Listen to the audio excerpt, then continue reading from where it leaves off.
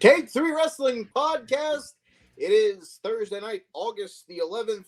It's Mikey B. I am joined by the cast and cohorts that you guys are ever so used to. I am joined by producer Jim. Yo. I have the straight people ally at Alonzo Diaz. What's up? I got the unofficial fifth member of the Take 3 Wrestling Podcast. How we doing? We are without the toolbox tonight as he is away on assignment, a.k.a. tucking his children into bed. We'll peel back the fourth wall here. Also, before we get into tonight's show, producer Jim decided to get us all fired up and then pull the toolbox and forgot to hit the record button. Look, man, there's a lot of things that go on over here. So, yeah, I definitely just... Why am I getting spam calls at 11 o'clock at night? Fuck you, Arizona. I just confirmed. Until I, for a moment, I don't know what I'm trying to say. Hold on. Maybe for a moment, warranty. I didn't know whether or not this was Mike and I doing the pilot episode for our boy band podcast, or if this was in fact Take 3. So I'm glad to find out it's Take 3. But coming soon to a podcast streaming service near you, larger than life, a boy band podcast. Name still in the works. But also, in my defense, at least I figured out that I wasn't recording after about 3 seconds of the music playing. No, you're like at least 2 computer crashes away from even being remotely comparable to Earnest. Like I recovered quickly. If Mike wouldn't have peeled back the curtain, nobody would have even known. Yeah, that it's a fact. record. He threw you under the bus. Well, here's the thing. It's not throwing you under the bus. It's I want everyone to know that we are humans. Just Ernest is a moron. Jeez. You know, people make mistakes. People do things that the computers work against you. Stupid idiot. But you still have a smart person running the computer that knows to stop after 2 seconds, not stop after 35 minutes.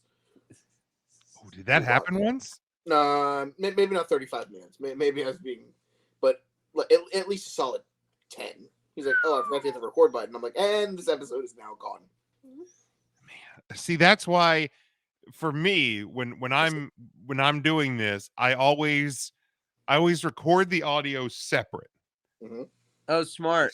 Because first off, the sound quality when I'm recording into a separate program is going to be better than it is just with the StreamYard or Skype or whatever. But in the rare event that you forget to hit record on the video side, you can always just use the audio, make one of those flashy video audiogram things that's so popular in the World Wide World today. So yeah, like there's always a backdrop because I had started the recording of the audio side, so we would have been okay, but I did catch it. All right, so we got a fun show tonight. No Ernest this week, probably no Ernest next week. That's a good thing. We'll all have some mental capacity to go to work tomorrow without him.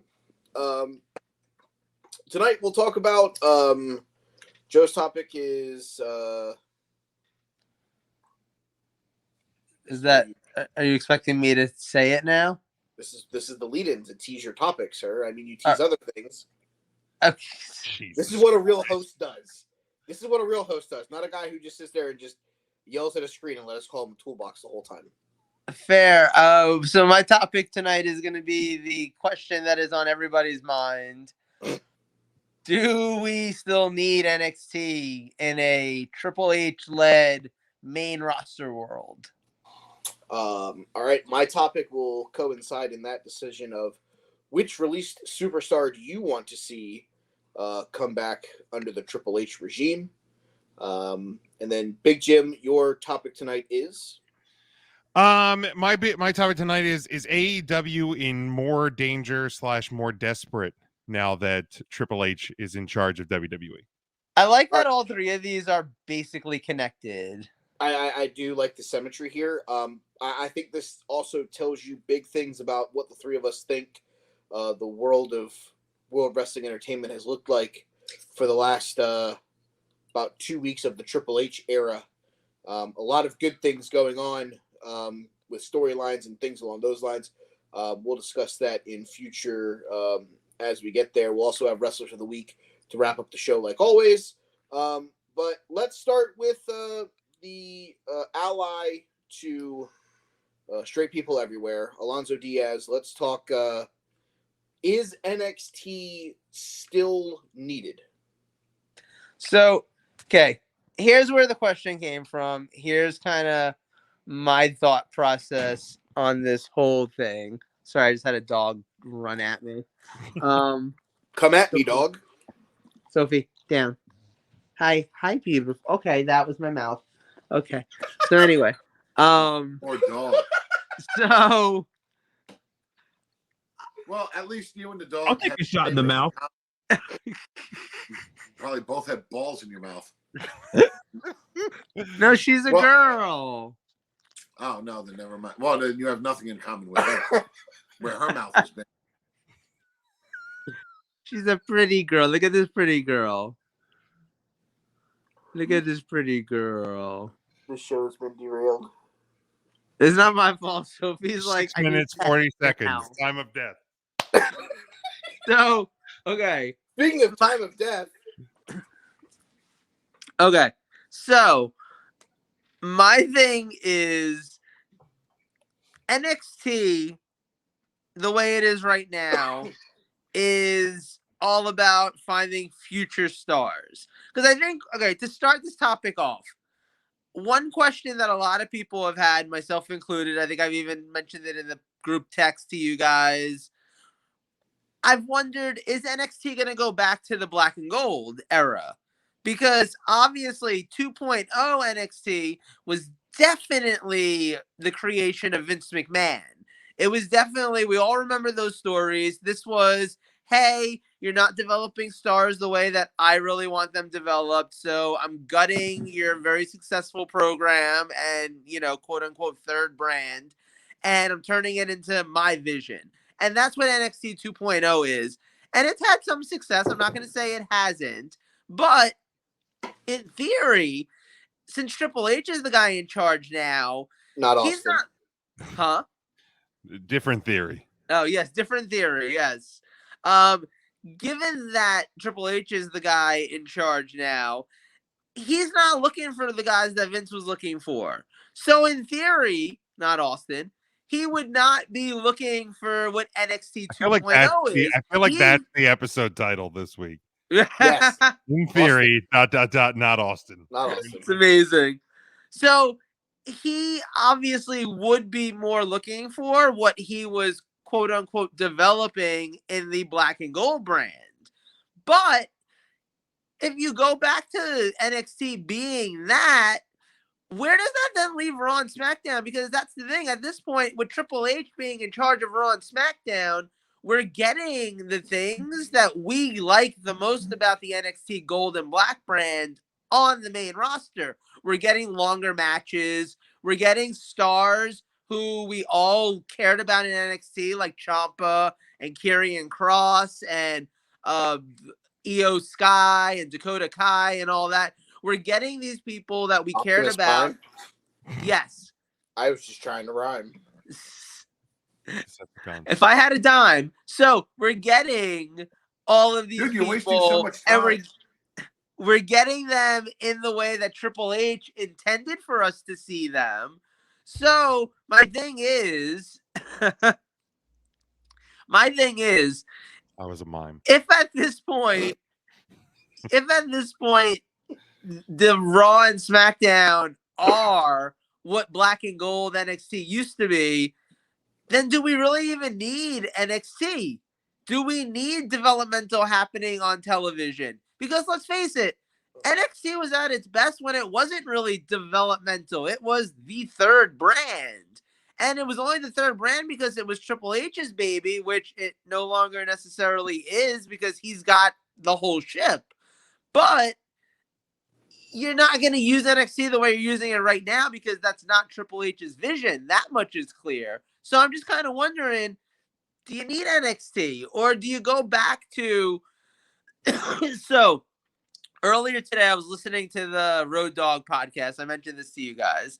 And he's got a really interesting, this week's episode, 100% worth listening to, because he is someone who worked on the creative side with both Triple H in NXT and Vince on SmackDown. So you actually hear from him kind of a breakdown of how differently they do things, what they do similarly, what they do differently, all of that. Excuse me. So it's interesting to hear from him because he was saying particularly that Triple H wouldn't be quick to put a lot of people on NXT television. There were a number of people that he would have only doing the little house shows and doing the training at the Performance Center and would wait months and months and months before putting them into NXT because he was like, let's get these guys right before we put them on TV.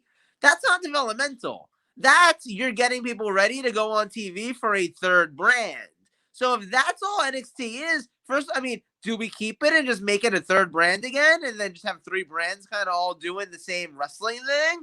Or has NXT, at least as a TV brand, kind of become useless at this point?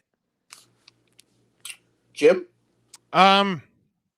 See, I think NXT is at this really weird point because I think it needs to be a TV brand, but I think it also doesn't need to be what it's been. Because here's the deal: you need developmental. Whether it's you're hurrying people. I just have the weed, not the Rona. If you're not watching this on YouTube, you have to, just for the name bars that these two continue to throw out.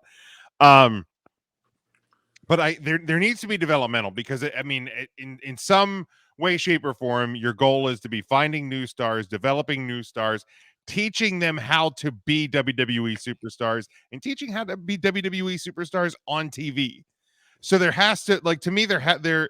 It doesn't even seem like there's a point in today's world to do that without it being seen somewhere. Now, to me, the question is, does it need to be done on USA? That I don't know. So to me, maybe you put it back on the network. Maybe, you put it back on Peacock. It gives more people a reason to buy Peacock, especially now that you've established the bioluminescent brand. Love it, hate it, whatever. It's established. I see a lot of people talking about it every week that they actually enjoy the show. Right. So put it on Peacock. Make people, go there to watch it. I would utilize your YouTube as well. Put one full match a month or something from NXT if it's over on Peacock on the YouTube, so that people, if they don't have the subscription, which again most people probably do at this point, but it gives them the ability to see that as well. So I think developing superstars, and let's be honest too, like if when you looked at WWE and then you looked at NXT Black and Gold, Vince McMahon was very hands off of that. Yes. He was very hands on with people in the office. I mean, with people in NXT 2.0. Yes, you're right with where you were going with that. But he was, Deshaun Watson it was NXT 2.0 was definitely more of a Vince product than it was a Triple H or Shawn Michaels product or whatever. But let's be honest here too. With Triple H running creative WWE, he is going to be invested in what NXT is doing, right? Because I think the days, or I hope anyway, I think the days of when when a wrestler gets called up from NXT, they get completely repackaged onto WWE. Right. Like if you're going to call them up, I think they're going to establish them as the superstar that they were in NXT, because otherwise, what the fuck are we doing here? Right. So I think Triple H will work with Shawn Michaels and the people down in NXT and be invested and mold those products. So does NXT need to still exist? Back to the question? Yes, I think it does. I don't know if it needs to exist as a USA TV show. Let's be fair. What else are they putting on USA on Tuesday nights? More reruns of Law and Order or Chicago Fire or PD. Like it is probably not going away from USA, but it probably could. Right. So to me, I think it needs to change. but I don't think it should go away. Yeah. Mike? So I'm gonna actually latch on to what Jim has said, and I would actually move it to Peacock exclusively. Because here's the thing: when you look at the bioluminescent brand, since it's Right on the started, cock. thank you, Tim. When you look at the bioluminescent brand, or NXT Paintball as I call it, since its inception and rebranding, to be honest with you, people like Mandy Rose and the Toxic Attraction, they wouldn't be this close to being ready to go to the main roster if it wasn't for the runs that Gigi, JC, and Mandy have had in NXT 2.0. Braun Breaker definitely wouldn't have been TV ready. Braun Beaker, he definitely wouldn't have been TV ready. Basically coming right from being signed as a talent to going right into the ring. He's come leaps and bounds since then. I would more, if I'm Triple H, I would get that into the arms of people that I trust, Road Dogg, Sean, Right. Guys like that I trust that are going to help with the developmental while also having interesting storylines. Because the thing is, yeah, Braun Beaker is the prime example. There's going to come a time where Randy Orton's going to retire. If this back injury doesn't get much better, it might be sooner rather than later. Yeah. And you still have to train these guys, and this is going to be weird to say. There is still a WWE style. They've got to come in from being in the indies and working high-speed car crashes to then be ready to go in this different style, in this different way of action. So I think that moving it to Peacock, allowing it still to be its own separate entity, is a good thing. But I don't think it needs to be on USA, because people live under this this foundation that it's still NXT versus AEW. It's Right. not AEW's doing its own thing, and WWE has 3 shows that it's doing its own thing with. People are still like, yeah, did you guys see Dynamite kicked NXT's ass again this week? Cool. So you kicked the ass of like 5 people that could actually be B+ stars on the main roster right now. If we're really gun to my head, like the 3 members of Toxic Attraction, Braun Beaker and Cameron Grimes and Carmelo Hayes, like, cool. You beat 6 people. 3 of them would be in the women's division that would benefit the women's division. Cameron Grimes would be wrestling for the Intercontinental title at best. Carmelo Hayes would probably be MVP's new lackey with fucking Omos, and Braun Breaker would be the U.S. champion right now. Cool. Like, let's be honest, man. I'm shocked that Toxic Attraction was not named as part of the women's tag team title tournament. So was I. From Raw this past week. I mean, especially we're getting lost. Like, what, we're getting Starks and Nikita Lyons, I believe. Yeah. In that tournament. So they're probably eating a loss there, but I'm actually surprised the Toxic Attraction, and maybe it's because like they don't want to bring Toxic Attraction up and not win, because I don't think they would win the tournament. No, but even if you put them in, they win a first round matchup. Sure. Lose to whoever else is on that. But I think there's more value in, okay, let's be honest. It's probably going to be Dakota and Io that are going to win these titles. Sasha and Naomi probably going to return and confront them. Yep. And then from there, my guess is Sasha and Naomi win them back, because Bailey's group is going to be bulletproof. You're not going to hurt them by losing to Sasha and Naomi. And then guess what? That's where Toxic Attraction comes into the picture, and you have immediate heater to play against Sasha and Naomi. That'd be awesome, honestly. Yeah, I think that's where you bring them in. There's more value, in my opinion, doing that than bringing them in just to lose a second round tournament to match up to whomever. I can agree with that. I mean, I would even see that they would be a benefit from getting to the finals. The left side of the bracket in the women's tournament, first round matchup: Tamina and Dana Brooke versus Io Sky and Dakota Kai. Obviously, Team Kai Sky is going to win that match. They did. That was one day. Exactly. Obvious. Yeah, they already won. Duh, I said obvious. Go take a piss. Other first round matchup: Alexa Bliss and Asuka versus the almost superhero and Doudrop. So we're getting Bliss and Asuka. Yeah. Yeah, the right for side, sure. the right side of the bracket: Raquel Rodriguez and Aaliyah. Because what the fuck else are we doing with Raquel? Taking on Xia Li and Shotzi because Sure. whatever.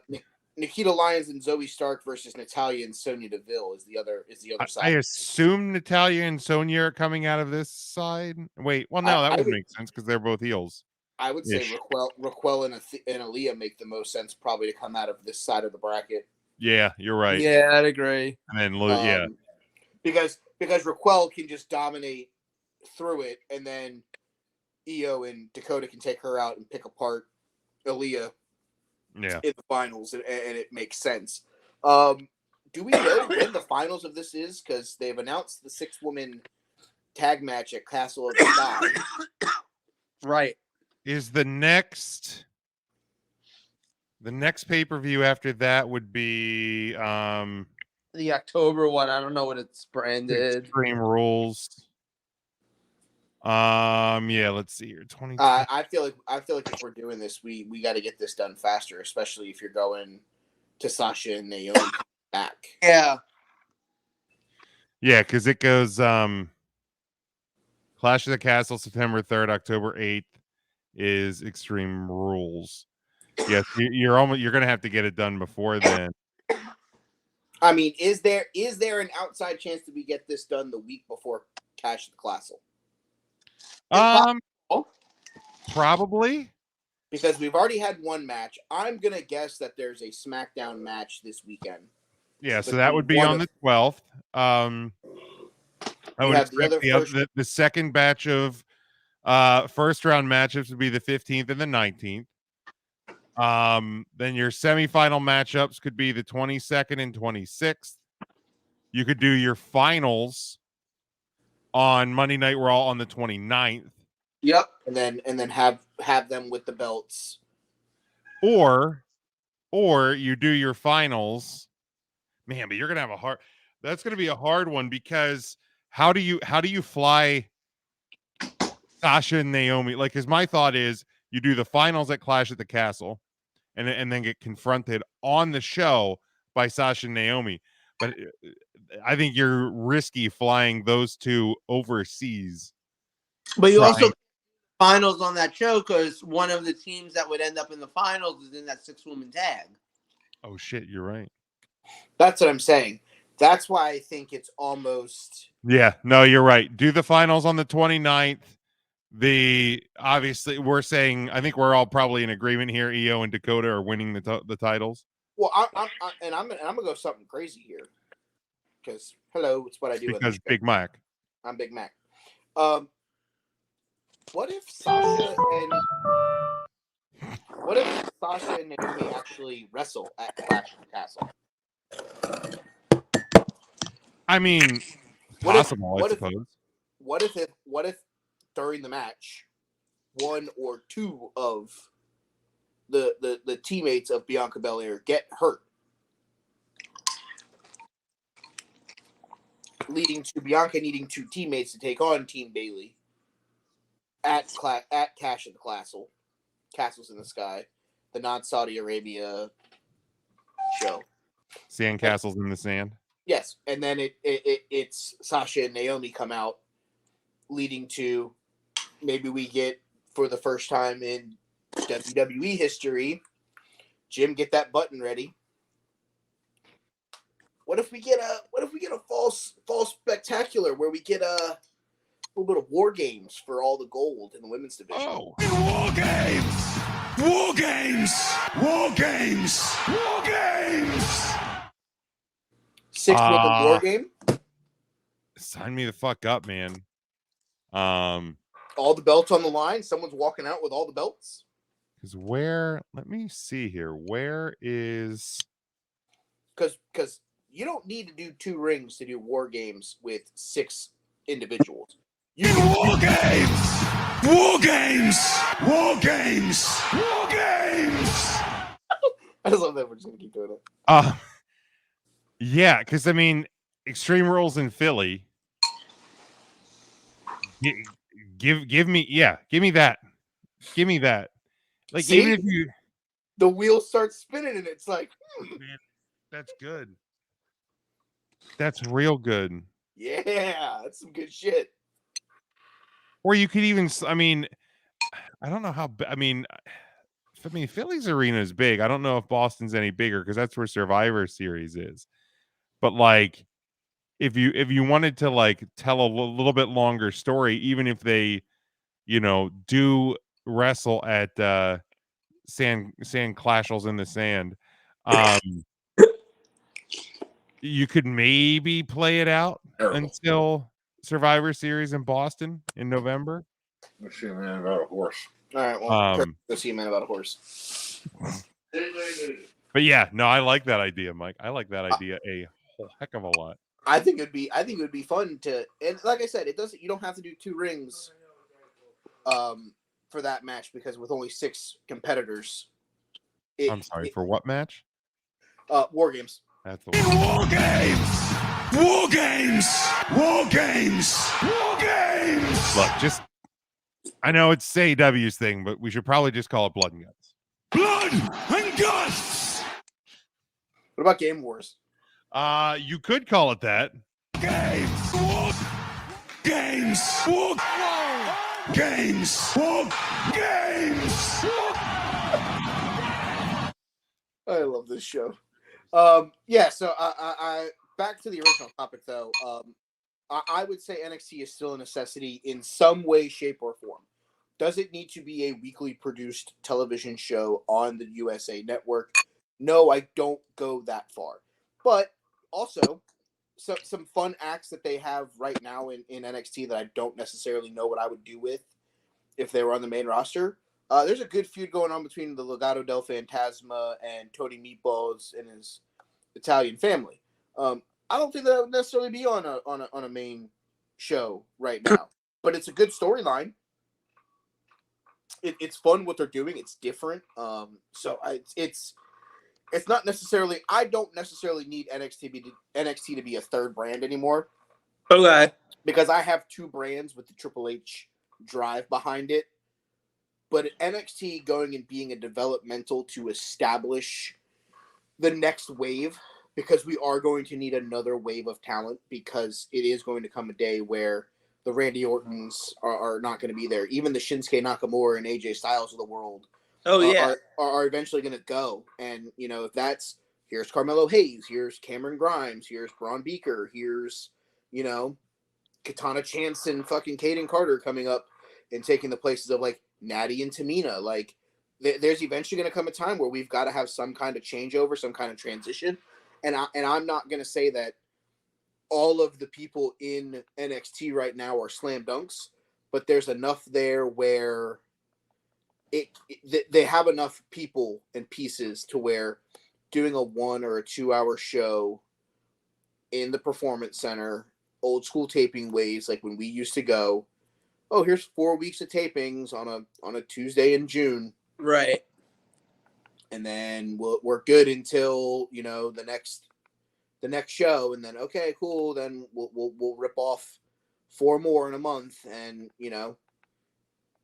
and now you also can have those guys that are, in the area be there more to do training classes and stuff like that, and not have to worry about, oh, they got to go do this show tonight at the Performance Center on a Tuesday.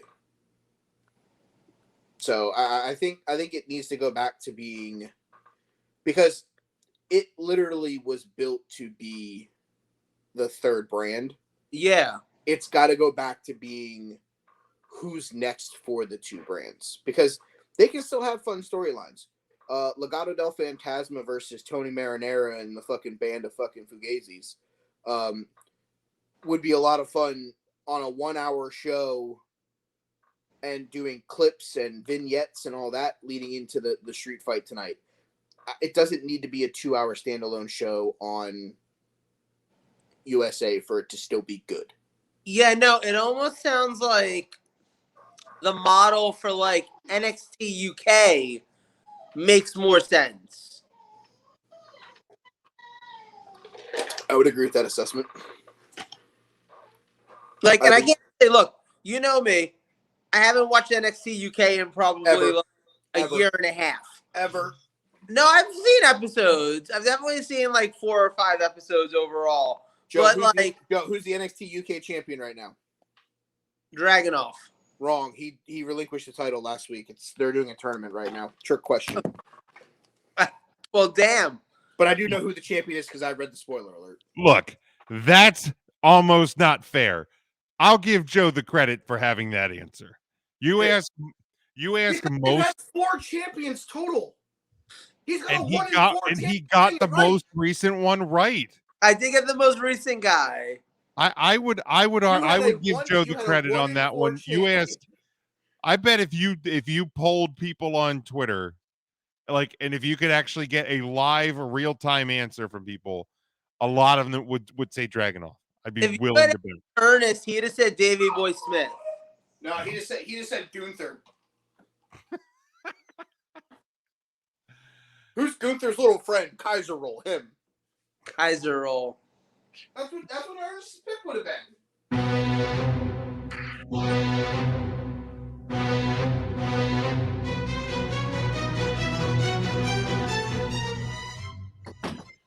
Chop him.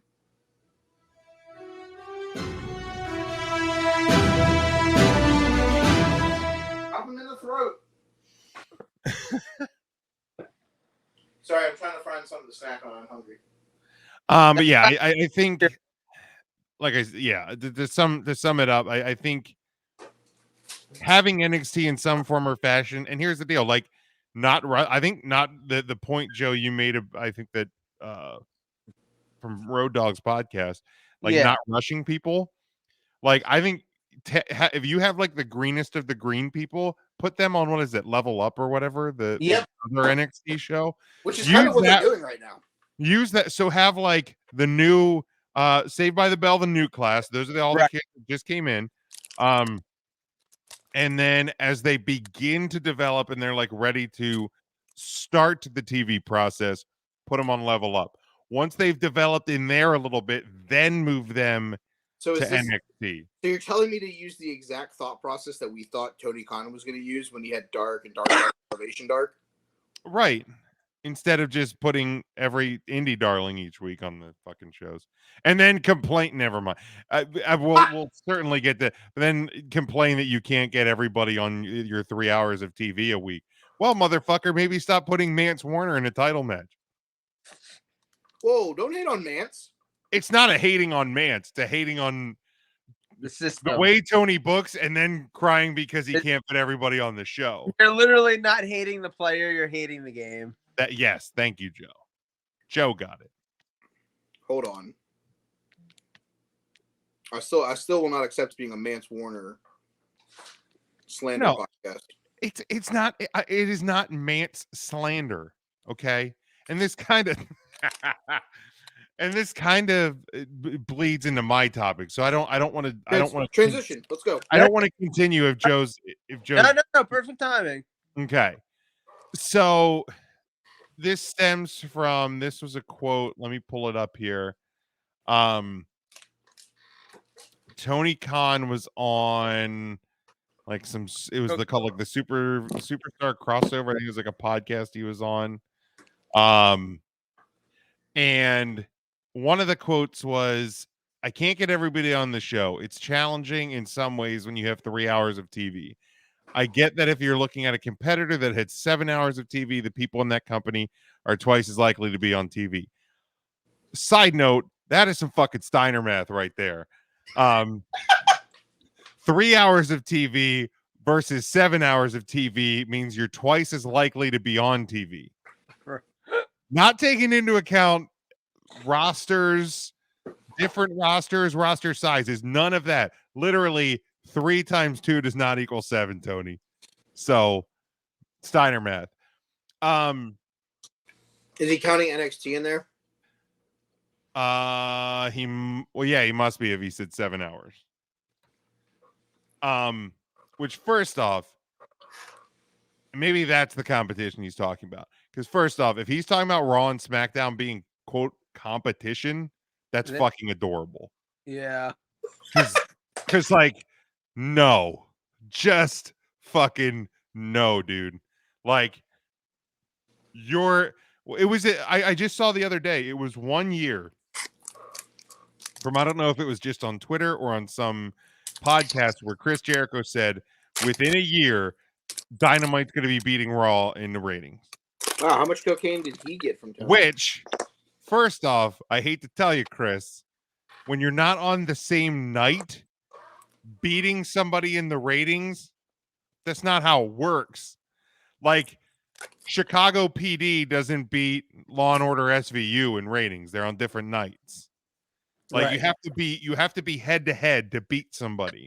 Right. Like, the Cowboys don't score 17 points against somebody on Sunday but lose to a team that scored 40 on Monday Night Football. Right. That's literally not how competition works. But anyway, The Cowboys lose to the bye week as well. Fuck off. But like,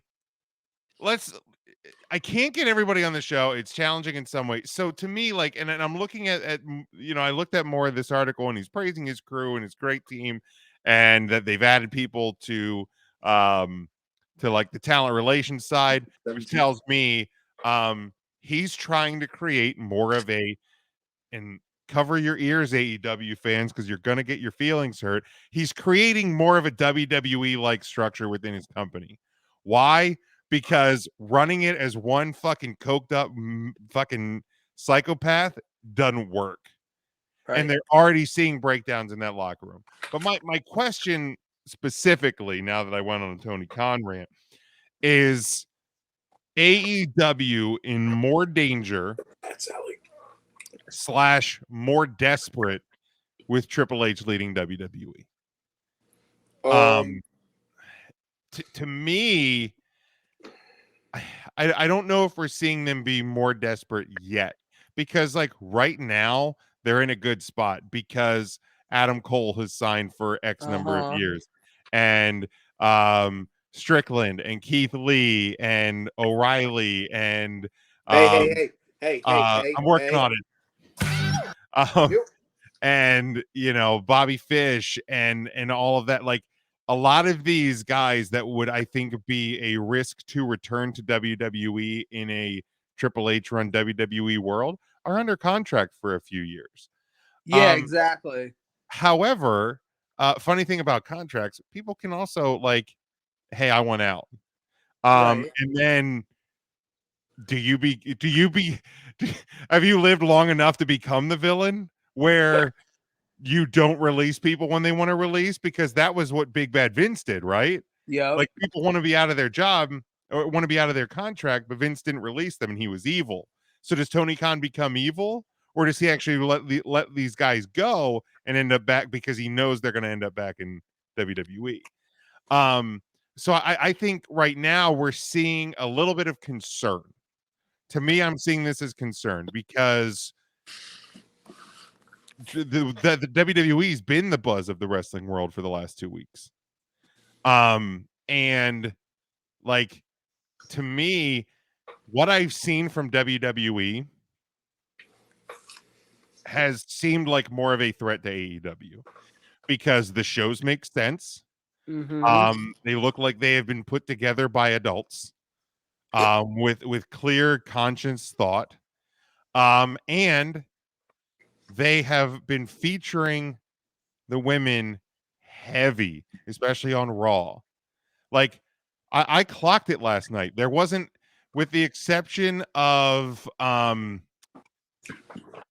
fucking Julia Hart, who was on the show for maybe 2 minutes max in the first hour, and Anna Jay randomly screaming and choking somebody out for 10 seconds, because that's apparently a gimmick now. There was no women in the first hour. There was a women's match at 9:10, and it lasted less than 10 minutes. And because Jade Cargill had to botch an entire show. The match was awful. And then you had Thunder Rosa do like awkward 1 minute backstage promo where Tony Storm was like, I don't want to wrestle you for the title, but I want to be champion too. That was all the women. That was it. There was at most 7 minutes of women's wrestling wrestlers. Well, maybe 10, because I guess it was 7-minute match and maybe 3 minutes otherwise on a 2-hour show. Like I think AEW is going to really start getting exposed for what they can't do, because WWE, everything was just with Vince, things were just kind of this crazy image of what was being drawn up in a 73-year-old pervert's head. Right. Now you have it run by a guy who ran NXT and ran it well, and also has the hindsight to be able to see maybe things that he did wrong, fix them on a bigger scale. Well, I think the other thing is the guy that's running the ship was running the ship when a lot of those people were part of the ship, and he's worked with the people that are still on the main roster in ring and behind the scenes, that I think he has a level of trust that Tony Khan will never get, because Tony Khan has and will never step foot in an actual wrestling ring. You know? Here was an interesting question I heard on a podcast I was listening to this week. Do you think people in the back of AEW, wrestlers specifically, respect Tony Khan? That's an interesting question, actually. You're right. I'm going to go out on a limb, and I'm going to say, with the exception of the guys who are the executive producers of the show, I'm going to go on a limb, and I'm going to say no. They respect Matt and Nick. They respect Kenny. They kind of listen to what Tony has to say because of their respect for the guys that are the executive vice presidents. Mm-hmm. But let's be real, one of them already fucking left. Yeah.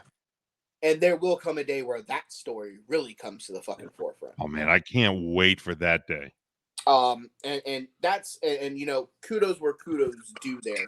Cody has never been that guy. He wasn't that guy when he got released from WWE that went on this big slander campaign, and because he's a professional. And that's he knows how to be a professional. One day that conversation will come to the forefront, and once he's retired and he settles into whatever, or once if something happens in AEW stops being a thing, or that, he's never going to go in there and be a reason why Kenny, Matt, and Nick, those guys are back on the indies permanently, because Khan, like, he's never going to be that malicious. Yeah, no, as long as AEW is a thing, he's not going to do that. Yeah, at least not for the foreseeable future. What I will say, though, I don't think that they do respect him. I think there's a lot of people that are questioning, the reason why they signed him to Tony, with the exception of the dollar signs. I think they respect the money he gives them. Oh, and I mean, I think that's something that in the platform. A lot of people in and I'm going to look at the Twitter industry here. You know, a lot of people in the wrestling community. Oh, why do people stay with WWE? Is it only for the paycheck? I'm sorry. There's a lot of people right now in AEW that can feel the exact same way. To be real here, there's a certain individual right now that just married into one of the best wrestling families in all of history. Yes. That ain't being fucking used. Yeah, he's in the trios tournament. But Andrade would be doing a hell of a lot more with Hunter in fucking WWE now than he would or is ever going to do with Tony. Unless they put him in Ring of Honor. Because he's not getting TV time in AEW. Miro's not getting TV time. But we got to keep fucking shelling out 51-year-old Sting. We got to keep sitting on our computers and waiting for the Cult of Personality to come out. Maybe Max was right. Maybe Tony Khan is just a fucking mark. You fucking mark! Yeah, and I mean, here's the thing too. Like, I've never quite understood the they're just staying in WWE for the money. There's how many people are going to wake up tomorrow morning and go to a job that they're unhappy with, or not, maybe not even that they're unhappy with, but that they're they would love to go somewhere else. Sure. But they have a great benefits package where they work. Or they, they've been there long enough that they're making good money. You hit somebody, you got to be consoled by your whole fucking team. I think that, like, this notion of, like, they're just staying. Yeah, because they're in a great spot. They were the number one company in their industry. There's so many people. Like, people forget that these wrestling companies and these wrestlers, it's their job. I mean, let's compare it to the world leader in sports, ESPN. That is 100% of all people that went to school for sports broadcasting, myself included. It was my dream. The end goal was ESPN. Yeah. How many people in the end goal then leave ESPN to go to Fox Sports, to go to Sirius, to go to wherever? Yeah, they're working for the worldwide leader, but when that paycheck's got a couple extra zeros at the end, you're willing to kind of break your allegiance if it means a financial payday for your family. Like, let's be real here. Nobody's bigger than the paycheck. But I personally think that they're in danger regardless, because these contracts are going to expire. Yeah. And if they're not going to sit here and develop new stars, you can only wield 51-year-old Sting out there for so long. You can only wield out broken-boned CM Punk for so long before things start becoming stale very quickly. Are you making Sting younger? I don't know. You keep saying 51. 61, 101, your mom's a 1. I don't fucking care. He's like at least like 60-something. You know what? I'm more sick and tired of the fact that he's going to be the newest member of House of Black with that stupid. All right, let's do we do this on 3CT when we start discussing wrestler ages. Craig, how old is Sting? He's 62.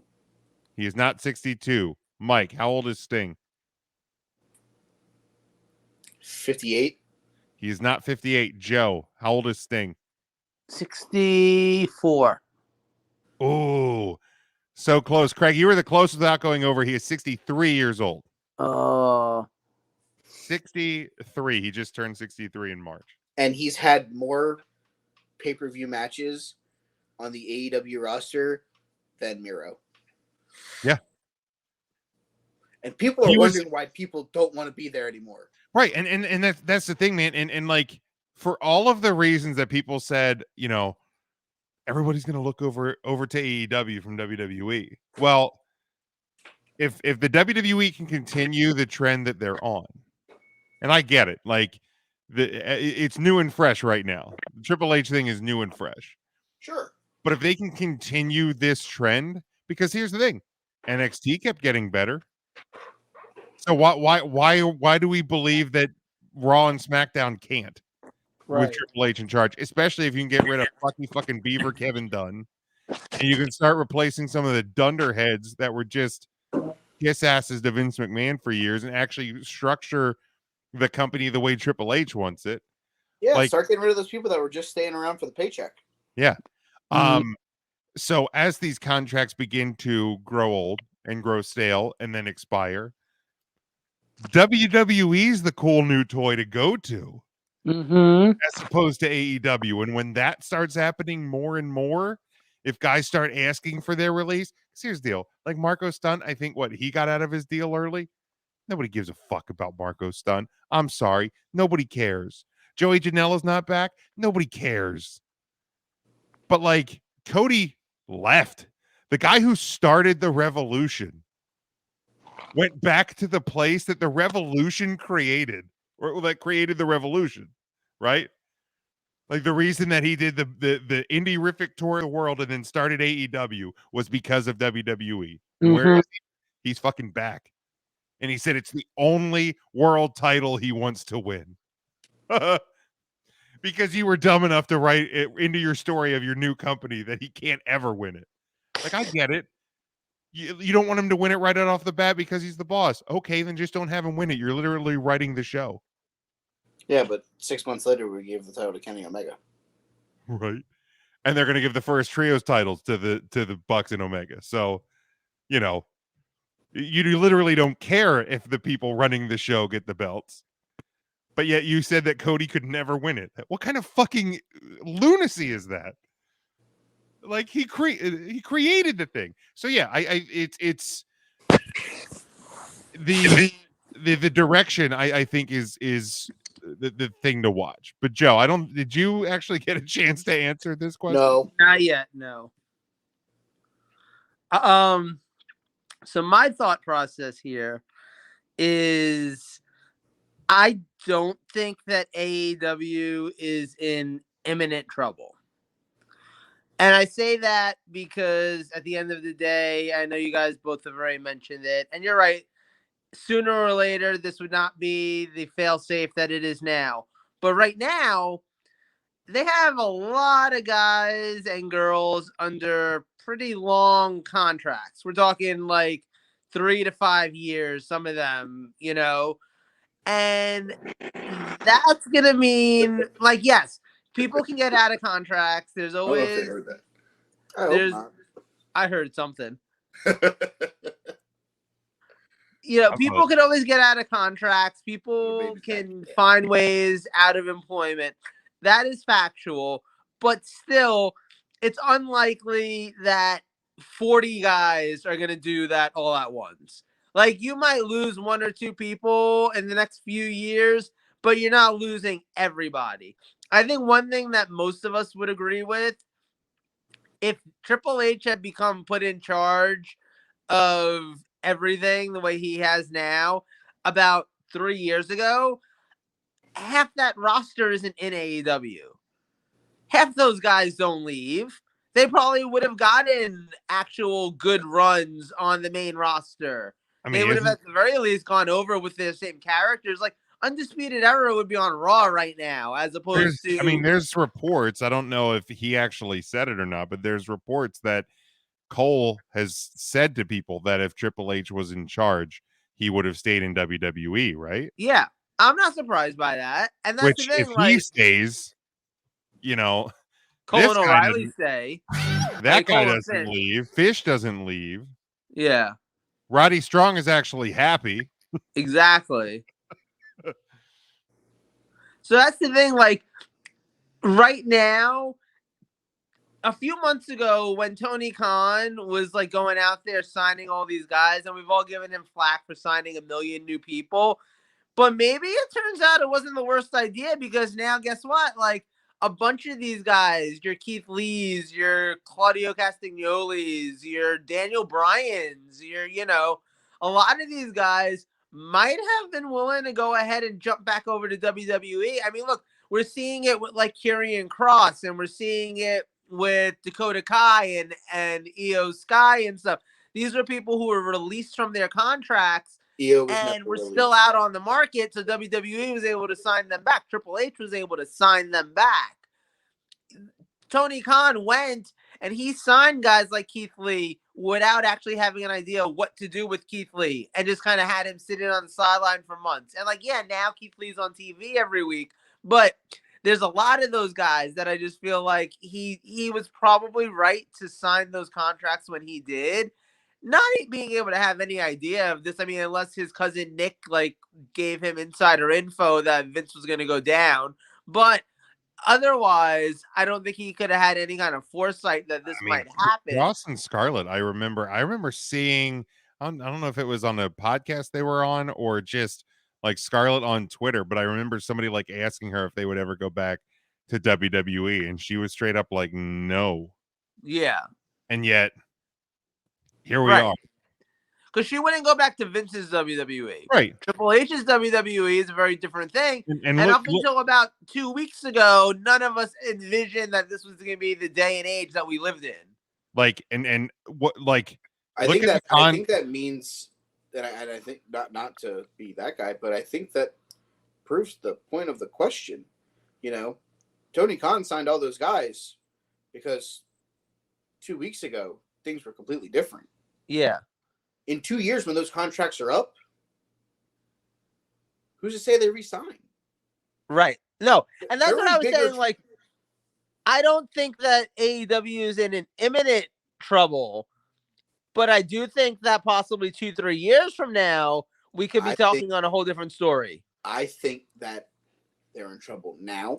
I think they're in trouble in the future. Because you tell me right now, going to a coked up asshole who's telling people, I don't have enough time for the talent I already have. If you have an offer from both shows, you really dying to go to a show that you may not get TV time on?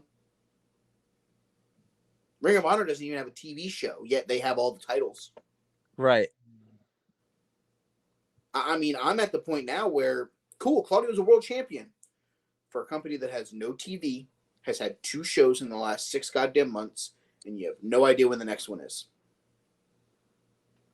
Adam Cole got hurt at a co-branded show with New Japan. He's not going to Japan anytime soon.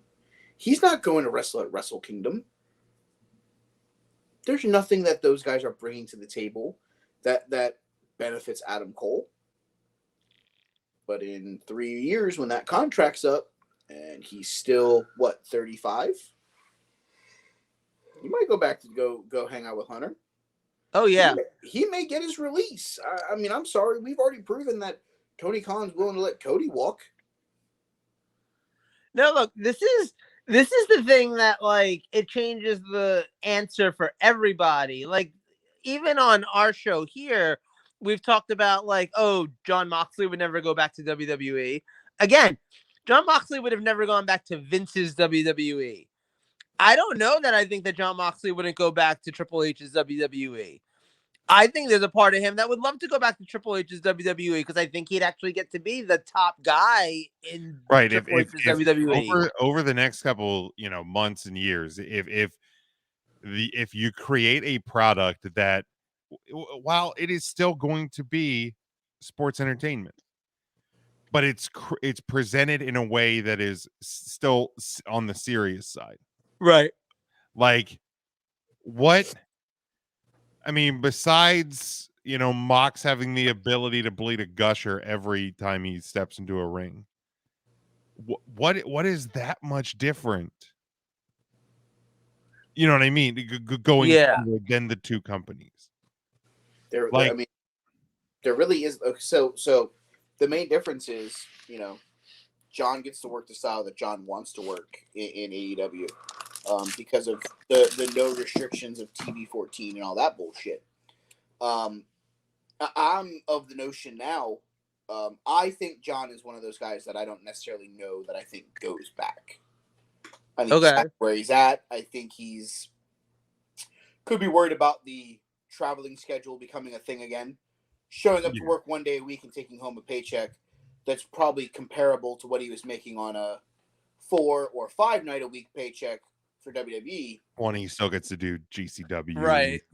Which you're not getting that chance with WWE. True. So I like John's a guy where it's like, no, John's probably content where he's at. Again, I don't want to speak for him. I don't know him. Just playing devil's advocate. Right. But an Adam Cole who has made 0 independent wrestling appearances since he signed. Kyle O'Reilly, 0 internet. Bobby Fish, same way. Miro, same way. Andrade, with the exception of Ric Flair's last match, where he was wrestling with his father-in-law. That one's definitely outside the rule. So, Samoa Joe, Ring of Honor, but that's technically Tony Khan Presents Wrestling. He hasn't wrestled on a GCW show. He hasn't wrestled on a Josh Barnett Bloodsport, anything like that. Yeah, if you're wrestling Ring of Honor, you're wrestling AEW. So I'm thinking, wow, that was a hell of a fucking hack for that kid. I'm just of the mindset now that Mox is the one that got what he wanted. He got to be the indie darling while also being on the roster. I necessarily don't think he goes anywhere. But these guys that are now limited in what they can do outside of Tony Khan Presents Wrestling, I could potentially see them going back to WWE, because if I'm going to sit here and be a part of a show that I may not even be on. Is this week's Rampage 2 hours? I don't know. Somebody said that on Twitter because they're like, this thing is. It was me. Because this is the lineup for Rampage tomorrow night. Parker Boudreaux versus Sonny Kiss, Gun Club versus Danhausen and Eric Redbeard, Sammy and Tay versus Dante and Sky Blue. We hear from AEW Tag Champ Swerve in Our Glory. We hear from FTW Champ Hook. Bryan Danielson returns, and Orange Cassidy versus Arya Davari. There's no way you fit all that into an hour. Right? I mean, I suppose you can. It just might not be. I mean, I get like the we hear from is usually some fucking pre-tape deal. Right. But that's still 1, 2, 3, 4 matches and 3 like promo segments. Yeah, but a few of those matches will probably just be squashes. Well, I mean, Parker Boudreaux is going to murder Sonny Kiss. Yeah. Because, Sonny Kiss is a huge part of our company and, is going to be featured because, we're diverse and inclusive and all of this. And Sonny Kiss is going to be featured in a great way on AEW TV. How'd that work out 3 years later? Right. They used her as a cheerleader, and she's been on Dark. Now she gets a match on Rampage. She's going to get murdered in 2 seconds. Yeah, exactly. By a guy who's literally not signed on to your company, right? No, I think he is now. Is he actually all elite? I believe so. Because I don't know that I thought he was just. Even if he's not, he's going to end up being all elite. Because if not, I'm sorry, he was one of Triple H's biggest signings. Why wouldn't Triple H go get him back? True.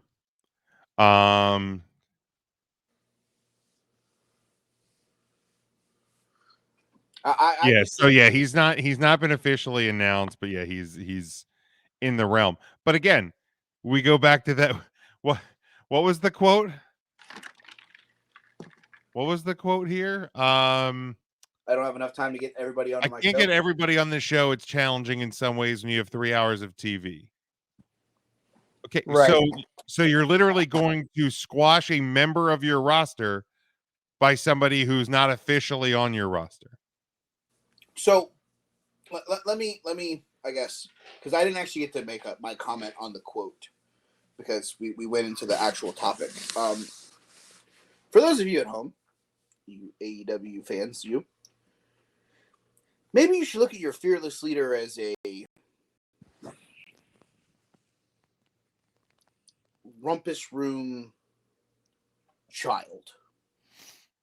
Because to me, this comes off as this isn't fair that I don't get more time for my show that I chose to sign to be on this network, that I chose to be on TBS and TNT. Poor pitiful me. I'm sorry. Are you in the middle of a TV contract? I'm sorry. Are you trying to use this as leverage to sign a new contract so that you have more money to come in to replenish your funds to sign more Band of Misfit toys to be on your roster? Maybe it's a conversation you should be having with Discovery and the media group, not on a wrestling podcast. Because here's the thing, bud. We're not picking up the phone and telling Warner Media or Discovery Media Group, hey, give AEW more time. Because what's the alternative? Watching Ice Road Trucker reruns on Discovery Channel? No one is bending over backwards to help you get more TV time to fill your void. Here, you decide in your infinite wisdom to push Dark and Dark Elevation Dark and Rampage. Make those shows matter. Instead of having a car crash of a filming at Universal once a month, like old school NXT, and ripping through 10 episodes of Dark Elevation over the course of one day, make it a 2-day taping. Make some of those matches actually mean something. Have Pac come out and defend the title every once in a while, that brand new Mid-Atlantic Championship that for some God knows fucking reason you need another singles title. Yeah, that hasn't been seen on AEW TV since it was won. But it was on Dark. They showed the match against Take a Shit at Oh, on, you mean cool. They showed it on the show. That doesn't count. but that's what I'm saying. Yeah, I agree. Poor pitiful you. Use the assets that you have to your ability. Social media is something that everybody is on. TikTok, Twitter, Facebook, Instagram. Use those things.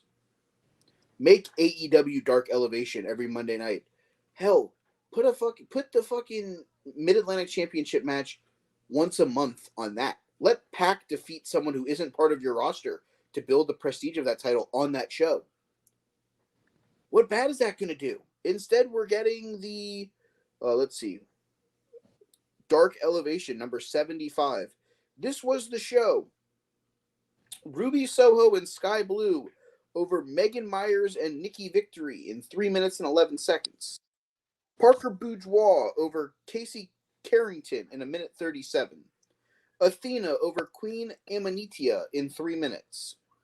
The Baddies, Kiera Hogan and Leslie Gray over Alice Crowley and Freya States in 2 minutes. The Dark Order, Reynolds and Silver over a random tag team in 2:13. And the Lucha Bros over the Wingmen in 4 minutes and 50 seconds. Give me 2 15-minute matches in that time frame. Give me 2 promos for the show in 2 days and a recap of what happened on fucking Rampage on Friday night. And that show is now an hour-long product that you can then sell even better as part of your library. Instead, I don't have enough TV time. Poor pitiful me. Going back to the you either die a hero or become the villain. I can't wait until there's another hour of Dynamite. Oh God. I can't wait. It's coming. I can't wait. Like I literally I can't explain to you how much I want there to become a third hour of Dynamite or a second hour of Rampage every week.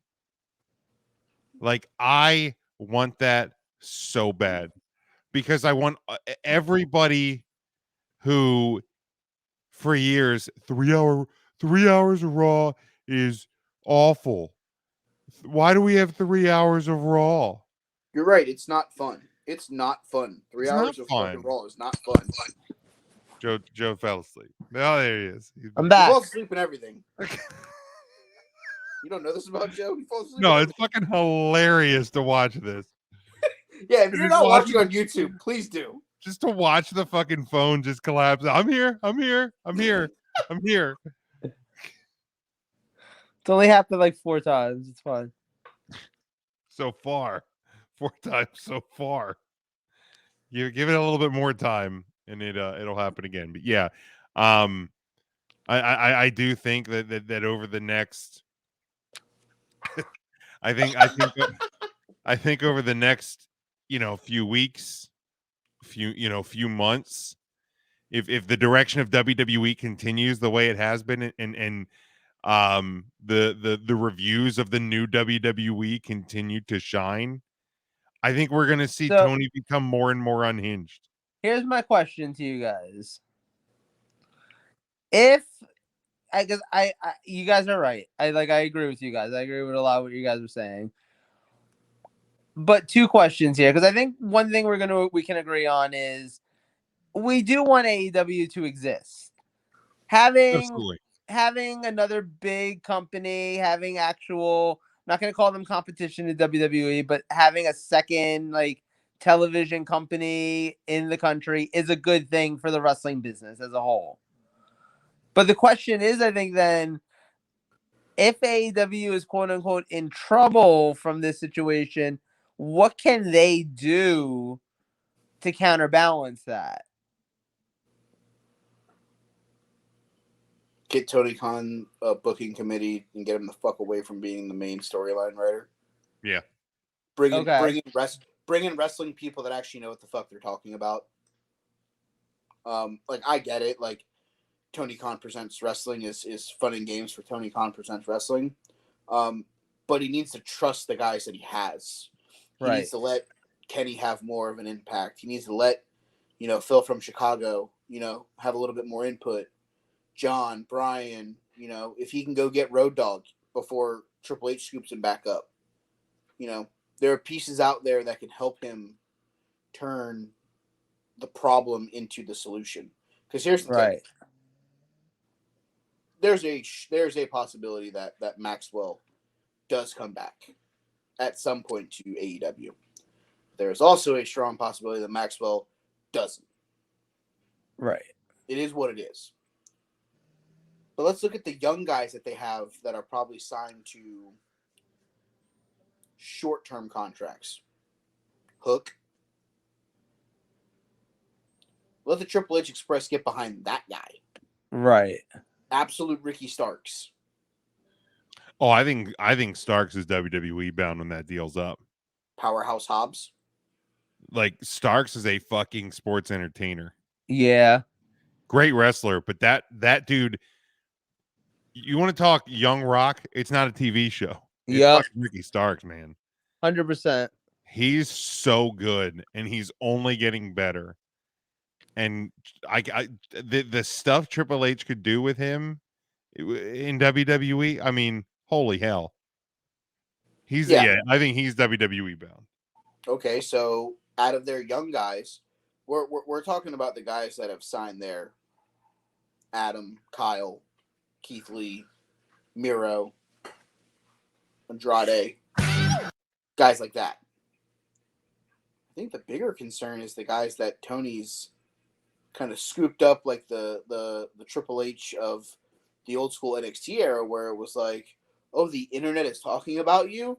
Here's a contract for 2 years. Tell me right now, like I said, the Ricky Starks of the world, the Powerhouse Hobbs of the world, the Hooks of the world. Let John Silver and Alex Reynolds become free agents. They'd be a great tag team in NXT. Do I think their main roster stays? No, but I think Triple H appreciates tag team wrestling. I think that's a team that he could scoop up real quick and do something with. I think there's some severe thoughts here that could be a little bit more in danger than they think. They've got to come up with their own guys to start pushing more. You can't rely on the old guard anymore. Mm-hmm. Let Jungle Boy be a thing. Let Darby stop being in car crash matches just for the shits and giggles of it. I think those are two pillars of the quote 4 pillars that you need. Because here's the thing: what happens if Britt Baker decides to leave? How long before Adam Cole wants out? Or vice versa, yeah. Well, I think Britt has the better opportunity of being out first because she was signed first. Oh, that's fair. So if Britt's contract's up first, she can't be a dentist anymore if she does that. Well, why can't she? If she's part of Friday Night SmackDown, she closes the office on Fridays. She does her house show on Sunday. She's back Monday morning, first thing for work. She can work from Monday through Thursday. You don't say they need her. I mean, sure, on a one-off, you might have her on Raw. Okay. You save that. Right, I mean, she wrestles on Wednesdays right now. Sometimes Fridays. So, and when you're running a dental practice, like, you have other dentists. Exactly. Like, you have multiple DMDs.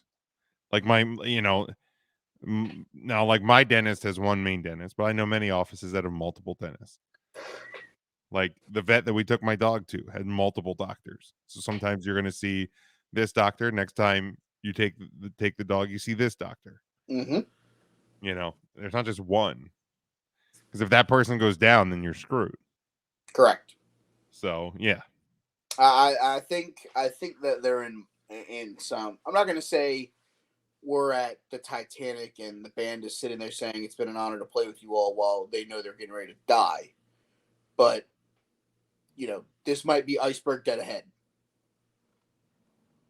And it's because of the decision making of Tony to not have other people be involved with him in the booking of what's going on. Yeah, for sure. Well, and we were talking about, we danced around it. Adam Cole, Britt Baker, Kyle O'Reilly, infinite number of people that we've kind of danced around, which is kind of a I think he did. Joe, are you awake? Hey, Joe. He might be gone, man. He might be fresh out. Hey, Joe. Hey, Joe. We're talking. Joe, we're talking about Austin Theory. What?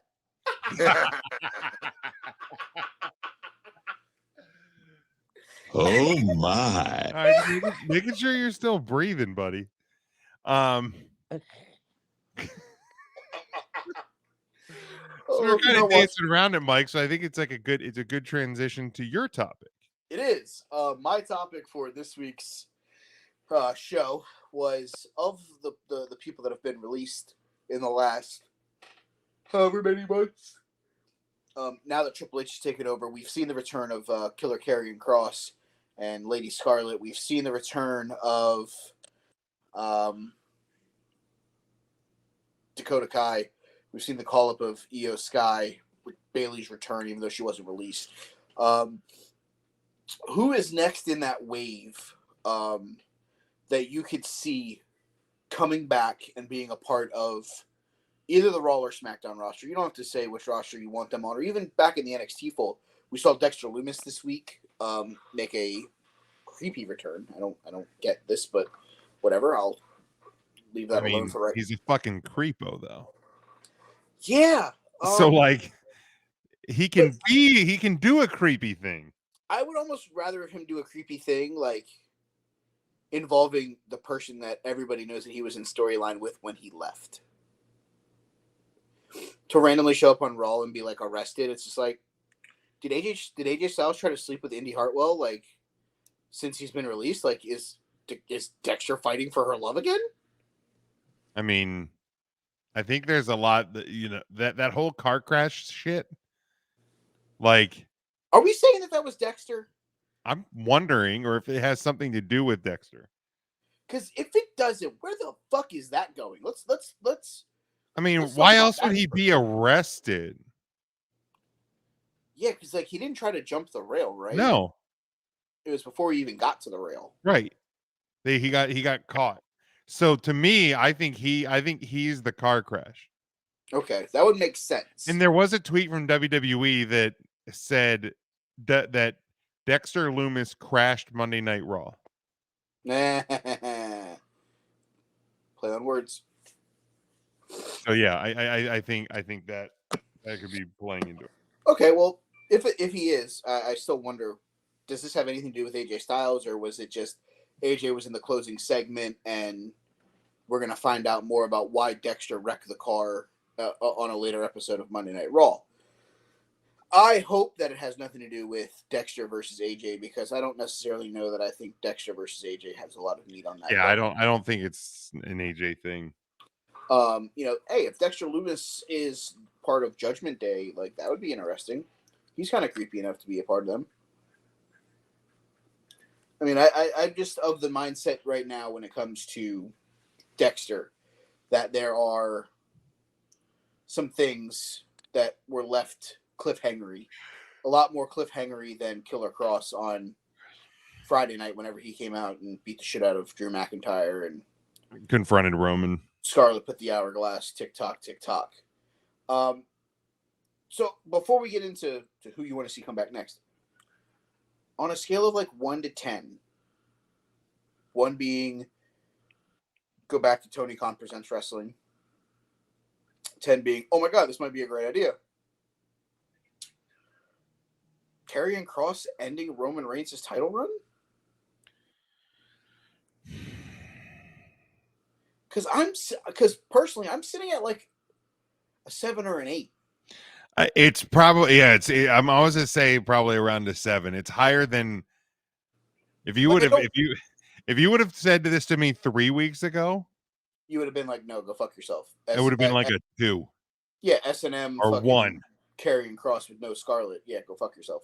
Right, because the last time we saw Karrion Kross in WWE, he was Wish.com Demolition. Correct. Now it's the presentation that he should have had from the jump. Like, I understand that Scarlett had a leaky implant. Okay, don't debut him until she's able to come back. Yeah. It's literally you again. The same thing that I said that AEW gets wrong so many times. You write the show.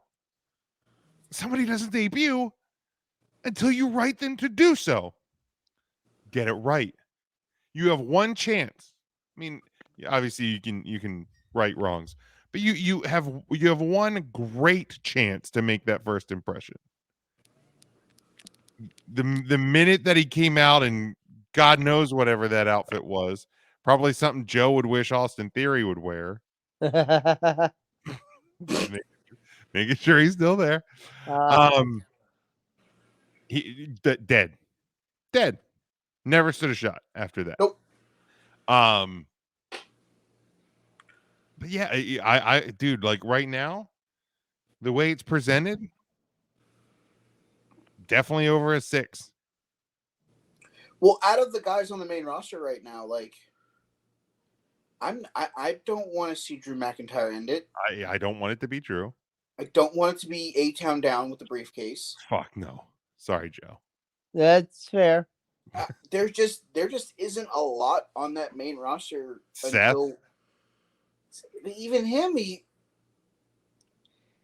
you've had him not win the title for 800 days. You're gonna have him end a 1,000-day title run? No. Well, I mean, you could win a Rumble match and get a shot at Mania. Yeah, but that's another 200 days from now. Sure. Karrion Kross seems to be something that may happen before Survivor future. You know, so it's one of those things where if you give me now till Survivor Series to tell me Kross is the one that takes the title from him, there ain't anybody else on that main roster right now healthy. Right. That I'm like, yeah, sure. I want that over Karrion Kross. Because if this character is going to be the NXT character where he's like just psychotic suplexing people on their head and fucking hitting them with fucking running elbows to the back of the head and being the ass kicker, like, I'm all in. Like, give me Karrion Kross versus Roman Reigns in a fucking absolute bloodbath of a hard-hitting match at one of those shows. All in.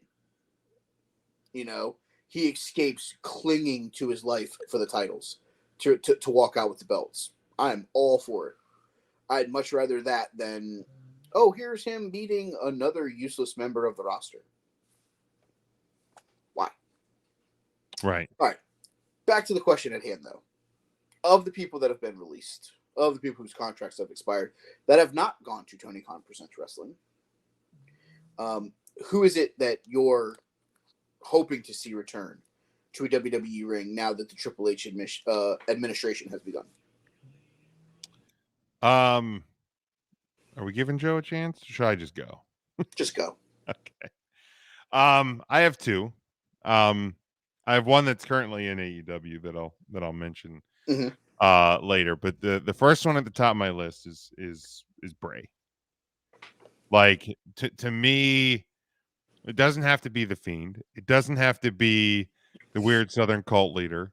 It can be a new version of Bray Wyatt. It can be, hell, it could be Wyndham 6. Like, let this guy have a reasonable bit of control. Because I think that was the rumored breakdown is that Vince wanted more control of the character. It was something that Bray kind of envisioned and created in his mind, and there was a breakdown there. So you work together to make something great.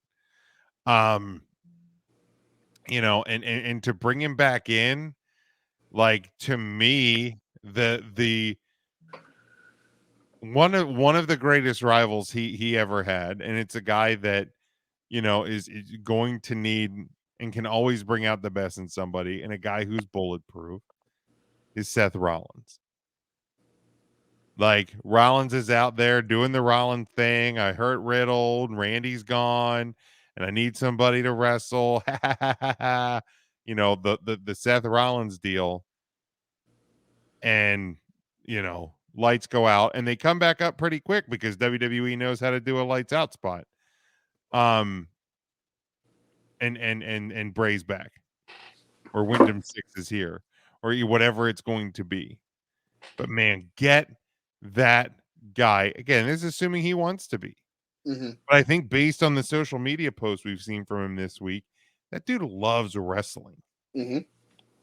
Like, yo, sign me up.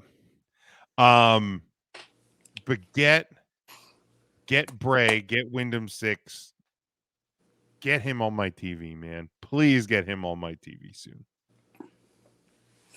He's definitely on my list of the names that I want to see make a return. Obviously, biggest Johnny Gargano fan in the world, I believe here. So give me Johnny Wrestling back. I mean, personally, I would have preferred him make a return and it end up being the reunion of DIY with our good friend Tomato Champs. But if it is helping his son, Austin Theory, cash in Money in the Bank and become a world champion, seeing how Roman Reigns called out his dad, maybe this is the way. We get a reunion of him and Candice and Theory, and maybe even bring Indy up and bring the entire way up to the main roster. And this can eventually lead to Johnny going face and having Johnny versus Theory, because father versus son has worked so many other times. See Mysterio v. Mysterio, because I think that's coming sooner rather than later too. And it's gone.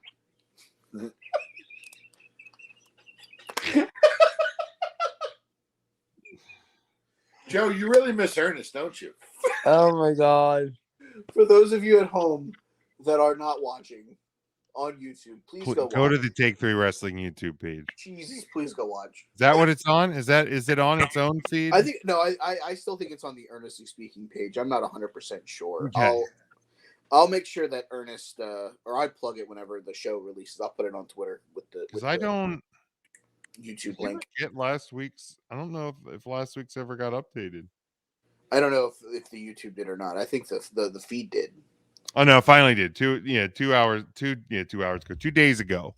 But yeah, we'll make sure that this one gets up a little bit quicker. Yes. Because you need to watch the saga that is Joe's video feed from this episode.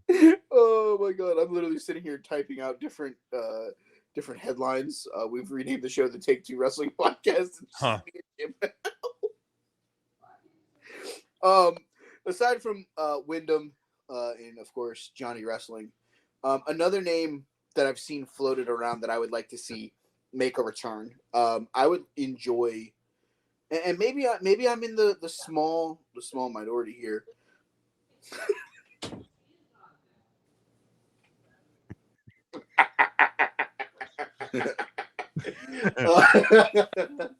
Oh shit. Oh God, I lost my train of thought. Fuck. Don't tell him. Shh. I won't. Damn, who is it that I was thinking about? Oh, I just drew a blank. I have another one. All right, go ahead, because I'm gonna need to think about this one. Because I did a one man, one woman. Okay. Tegan Knox. Yes, I'd love to see. Like whether it's the Bailey and her Shield, or one of the women's tag titles, or Dakota goes to SmackDown, or wins the Raw women's title or something at some point, and is out there like, I'm the best, nobody can ever stop me, look at this run I'm on, I'm untouchable. Bam, Tegan's music hits, her one or like biggest foil from NXT, the split of that team, and I think that is a tremendous feud for Dakota Kai. Mm-hmm. I would agree wholeheartedly with that. I like that re-edition. I think that there's a couple other like there aren't any big names. I don't expect like an Eric Redbeard to make a return. I don't expect. I don't want Eric Redbeard to return. I He mean, can he can stay on Rampage. I mean, I wouldn't be opposed to that. But another female's name that I want to bring up, I don't think she will come back. And that's Mia Yim. I think that her in the Triple H WWE regime would be a lot better used than the way she was towards the end with Reckoning and fucking Oh yeah. that bullshit. So I wouldn't be opposed to seeing a Mia Yim return. I think she only comes back if, and this is the guy that is in AEW, because I know we were specifically talking about people who are unsigned. Baskin Robbins in glory. But yeah, give me Keith Lee back. And to me, I think this is simple. Go right back to the point where the WWE audience was introduced to Keith Lee. Lesnar's in a Rumble. Lesnar clears the fucking ring. And then guess what? Bask in that motherfucking glory. Mhm. Baskin Robbins in his Give me glory. that big boy moment one more time, and actually just have Keith Lee be fucking Keith Lee from here on out. He's not a Bearcat. He's not fucking. Just let Keith Lee. He's not some big guy in a singlet with no beard. Fuck all of that. Let Keith Lee be Keith Lee. Another name that I think I would like to see make a return. And I think you'd have to go back to the NXT brand for the release to really be anything. Give me Timothy Thatcher back. Okay. You know, his stuff when he was feuding with like the Onis of the world and stuff like that. Like I wouldn't mind seeing him part of the Diamond Mine with Roddy. I think he's a guy that I think would be a lot of fun to bring back. Here's one. Oh, Joe's awake. If you guys haven't already named it, I don't know what you've named everyone. But a little bit more off the beaten path. Go a little bit further back in time. Give me back Big Cass. Yo. I don't need Enzo. I don't want Enzo, only because he's proven himself to be a trash human. If it wasn't for that, I'd be like, bring them back as a unit because they should have been one of the most over tag teams on the planet. But Enzo's a trash human. Leave him in the dumpster. Let's be honest. The Hardy Boys derailed Enzo and Cass on the main roster. Yeah. They were going to win the tag titles at WrestleMania Roller Coaster. Yeah. Mm-hmm. Until Matt and Jeff got back in the fold. Like the minute, like I can only imagine that conversation. Like, all right, you guys are going over, pal. You're gonna get the titles. Hey, pals. I got these old guys back. Sorry. We'll get you the next time around, I promise. Yeah. Womp womp. But the thing is too, like when Cass started his singles run in WWE, it had a lot of potential. And then he got injured or like a bunch of stuff happened. He blew his knee out in the match against Enzo. Yeah. Oh, that's right. Yeah. So I think if you bring him back and give him another shot, because look, Triple H is proving with Omos. I don't know how successful this is going to be, but if you watch Raw, you see this. They're still trying to push Omos. There's still space for like big guys in Triple H's WWE, but there's more space for big guys who can also wrestle, and that's something that Cass has. Yeah, for real. And that dude, I mean, you know, when you had him in before, you know, he was just a big dude. Like there was no definition, there was no character, there was no nothing. Big Cass, that's a bad motherfucker. Yep. Now, like that is a bad fucking man. Like you want to like Karrion Kross is a fucking 7 to dethrone Roman Reigns. Right. You know, I'm not saying return Big Cass tomorrow night on SmackDown and he's a 7 for me immediately. But you bring that motherfucker back in the Rumble. Hello. Yep. Immediate threat He's bigger than Roman. He's fucking jacked. Mm-hmm. He can go. There's a threat. Yeah, Joe's asleep for our talk about Karrion Kross. Yeah. I will say this: there's a couple names that I just hope that don't just get brought back to re-bulk up the roster. One of them being Braun Strowman.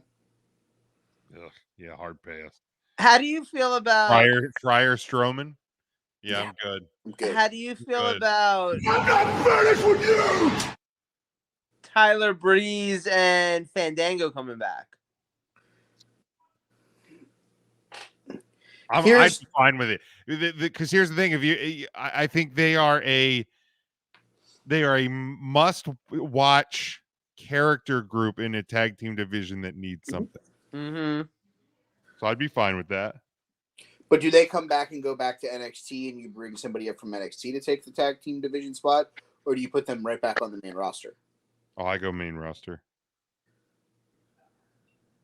Dango's what? He's pushing 40. He's old. Yeah, I don't think you have time to put him in NXT. I mean, I wouldn't put him in NXT either.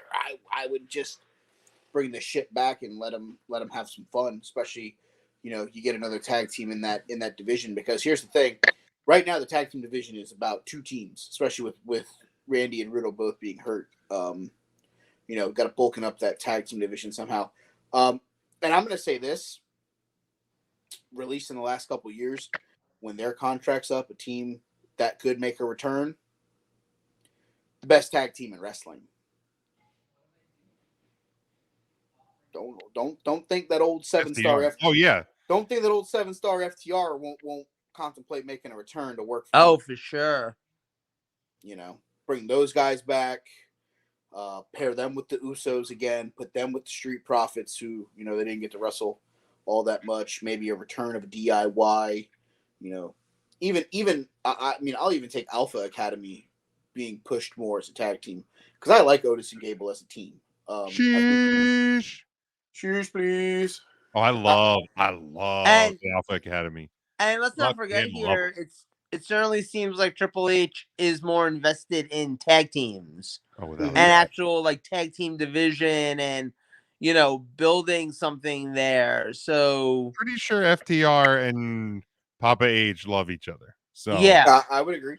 So I'd go as far as to say if WrestleMania continues to be a 2-night affair going forward, within 3 to 5 years, one of those nights is headlined by a tag title match.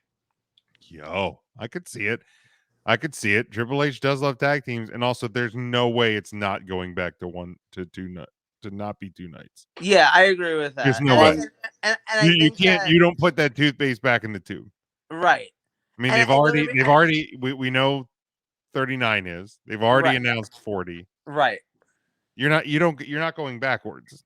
No. But I could see a tag title match being given that opportunity.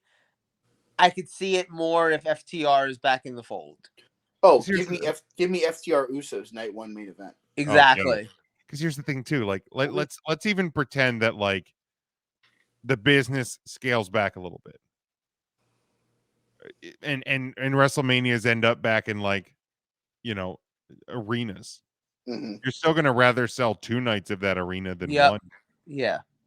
And people are still gonna go because it's WrestleMania. Yeah, 100%. Factual. Yeah, no, I'm all in on that. I think that there are some guys that I think if you bring them back will help. I definitely think there are guys to avoid. But I think that some of those other guys that would be beneficial, just they're under contract right now, so we kind of have to see what happens with that. Yeah. Here to kind of wrap this topic up. I posed this question on 3CT. So we've seen returns on almost every program so far. I get we're only 2 weeks in. But every Triple H run program, including SummerSlam, we've seen a return. Right. How much longer? Loomis was released, wasn't he? Yeah, he had been released. Well, let's see. SummerSlam was Bailey. No, Well, SummerSlam was Dakota. Io and Dakota. Well, Io Io was was never never released. not in WWE. There was the Meltzer report that she was going to return to Japan when her contract expired, but she still had been under contract. She was still on the contract, so it was Dakota. Dakota was the return at SummerSlam. Raw was there one? I don't think there was one on that Raw. You're right. I don't think there was. I think we were like waiting for there to be one, and there wasn't actually one. And then SmackDown was Cross. SmackDown was Cross. This past Monday was Raw was because I don't count the SmackDown before SummerSlam as like a Triple H show because I think that one you're just going to SummerSlam. I think that one was already written. So 3 out of the 4 shows you've had a return. How much longer can you do that? Well, there's an alleged rumor that this Friday there will be a there's another rumor that one of the people mentioned in this segment is close to reaching a deal. Really? So, but like, how long can you continue to do this on just about every show before it becomes the AEW moment of like, I'm only watching to see who comes back? No, I think that they've actually kind of already exhausted it. I think that they had a couple of guys where it worked really well. And like and Sasha and Naomi will count in this also. That'll be about a month away. But like you'll have them get their moment. I almost think you don't do it again until they come back because that way you actually make it matter when they come back. See you, bye. Personally. I think there'll be 1 or 2 before they come back that will get the treatment. I could see. I mean, if Gargano were to show up, I could see that being a thing, honestly. But I don't know. Like, I don't know that I need a lot more of these. I love the storytelling technique that Triple H has had, where the show ends on a cliffhanger. Where the show ends in a way where you're like, I need to tune in next week to see what happens. And yeah, a return is a cheap way to do that, but they're going to have to prove that they could do that without that. Well, if the one name rumored is the one that makes the return, it's bigger than the other 3 names combined. Who is it? Let's just be as real as can be. It's Bray. Oh. Bray Wyatt is bigger than Johnny Gargano, Sasha Banks, and Naomi return. And but there's a rumor that he might be back. Like, there was a report today. I didn't have a chance to see if it was reported by more than one site. I don't recall the site that I saw it on, but there was a report on Thursday that that they are working on an agreement that would pay him big time money, give him reasonable amounts of control over the character and the development of the character, whatever the character is. It's probably not the Fiend. Yeah, and Joe's asleep for this. I think the Fiend's exhausted. I do. I think you've done everything you can there. Like, and I don't know how you go back to the family cult leader. So I think it has to I think you just do it. No, I think you can do whatever it is. Yeah, I mean it's that he has control, because I think that's where the reported breakdown was with him and Vince, was that he wanted more control, but Vince wanted control of the character. Of course. Yeah, I would agree with that assessment, 100%. So I truly believe that if Bray comes back, I think his return is bigger than the other 3 probably. Oh, I agree. So I think if you're going to use the return aspect to make something work, him coming back in general is a big move. If Gargano comes back to either help or count or cost theory the briefcase, it makes sense. I think if Sasha and Naomi come back to lay claim to the tag titles that they never lost, I think all of those have valuable reasons. And I think they're different returns than Cross coming back and attacking McIntyre and we don't know why, or Dexter Lumis crashing a car and being arrested before potentially getting to AJ Styles. That has us confused. I think there are different levels of the return. Yeah. And I think like Bray's that one where it doesn't matter who he returns to go after or how he returns. A return from him and knowing what's going to happen with that character and how he plays his characters is a bigger beneficiary to the industry. Yeah, for sure. All right. Well, those are the topics. Joe, you have anything else on this one? Did you guys mention Danny Burch and I mentioned Oni? Tim Thatcher. I mentioned Tim Thatcher going to NXT and being a part of the Diamond Mine. Fair. Oni, I think Oni and Danny are kind of just enjoying their stuff in Massachusetts with Beyond. Fair. Plus, they're not guys like, I get it, like the NXT brand, when it was a brand, needed guys for younger talent to beat. Yeah. Danny and Oni were easy guys to just, because you know you're going to get a good match out of them and can go over and be just fine. If you're literally going to make NXT a developmental brand, you don't need those guys anymore. I would rather have the developmental guys just take on the developmental guys. Yeah, it's valid. So I'm not necessarily all in on those guys having to make a return to still be good. Oh, shit. Sorry, I just read a tweet that I wasn't ready to read.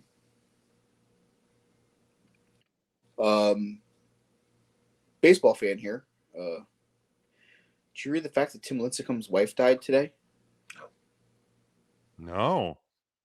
The Giants sent out a tweet about 5:30 this morning. 5:30 this afternoon. The Giants were extremely saddened to learn of the passing of Tim Lincecum's wife, Kristen Coleman. Our deepest condolences go out to Tim, Kristen's family, and all those whose lives she touched as a friend and teacher. She is beloved by the Giants family, and her caring and genuine spirit towards those of us who are fortunate enough to know her during her and Timmy's time with us. Oh, dude, that's horrible. So she was in a battle with cancer. They're saying that she lost her battle in late June. So for us just to find out about it now will really tell you how much the world wasn't supposed to know about that. So yeah. Yeah, it's things I saw too that John Smoltz's dad passed away today. And he's still, he called the Field of Dreams game. Mm-hmm. So, man, that sucks. Yeah, again, when you open up Twitter and you're reading things about, I've never had the privilege of meeting Lincecum, but I've always enjoyed him pitching. And it's just like you read that stuff and you're just like, well, that's a real way to get you as you're trying to get ready to move to Wrestlers of the Week and finish up a real fun show. I mean, here's a swift kick right in the nuts.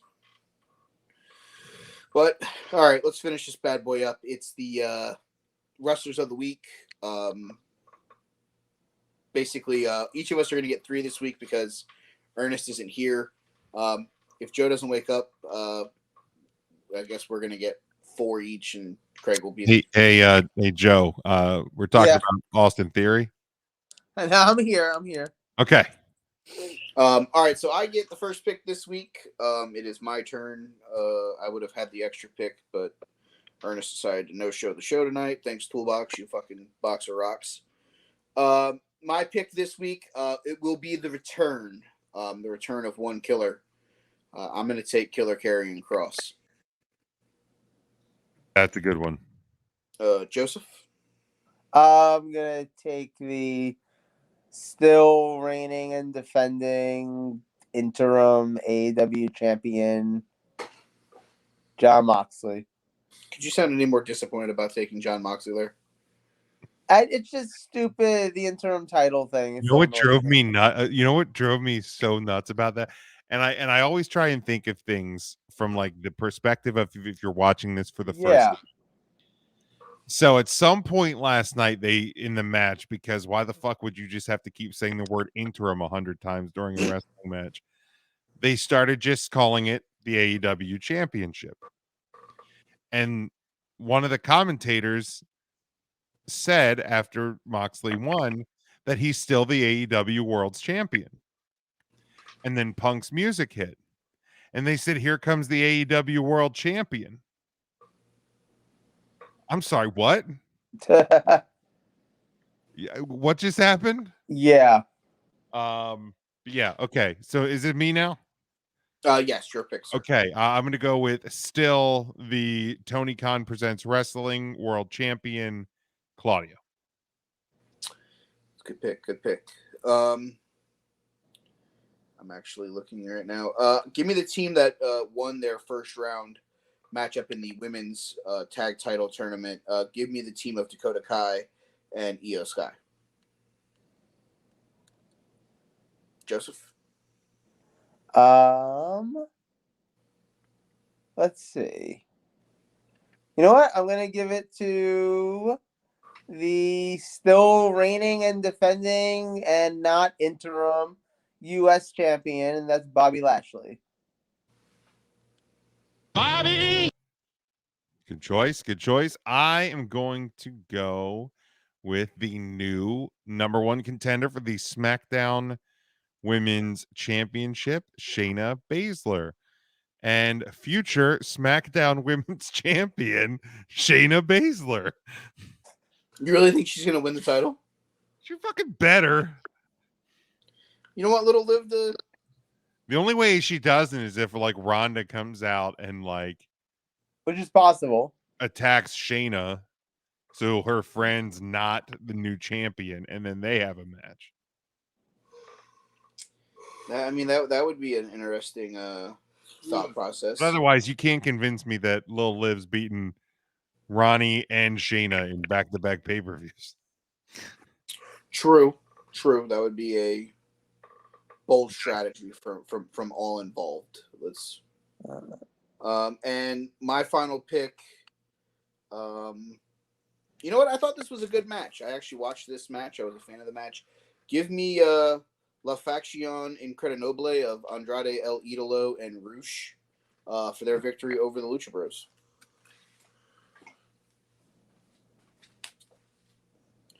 Joe. Your turn, bud. Oh. Shit. I really went to the well with those first two. I mean, I'm surprised you got the first two without having to look at the list. I was impressed. I actually watched Raw this week. It's crazy. Well, dig in a little bit. Let's see if we can All get right, one you know more. what? Yeah. Okay, let's go with the women who won their first round tournament match in the tag title tournament. Already took them. Yeah, they're already gone, brother. Already took Oh, god damn it.